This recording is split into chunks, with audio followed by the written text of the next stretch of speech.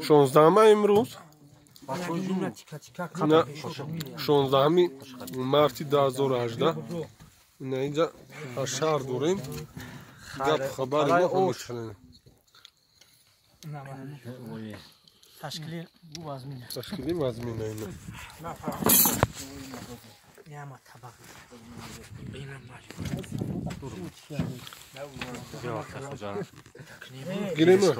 گیرش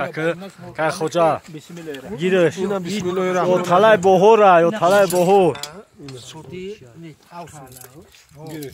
که صدیق که حبیب او طلای را بگی در بهار را او شب او اینا قرارم نه دو غمجه ها چپاش اینا تماشا کن من مردم روسیه را روی کدام خب اینا من مردم روسیه را اینا بیا اینا نه قلافه میگی نداشتم بیا که حبیب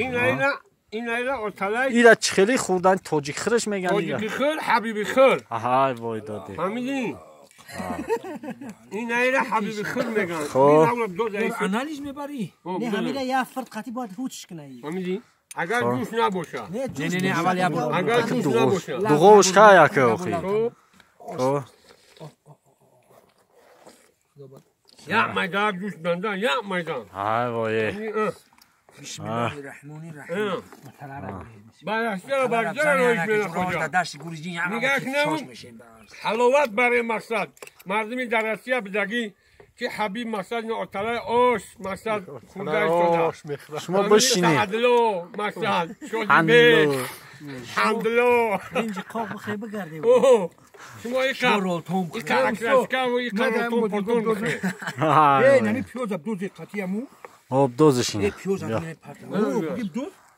بگیم دوز ای بچه چوش هو انم تا این سوزه بهوره سوزه بهوره میزنید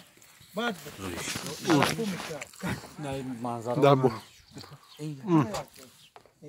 نه خیرات اومده است بچه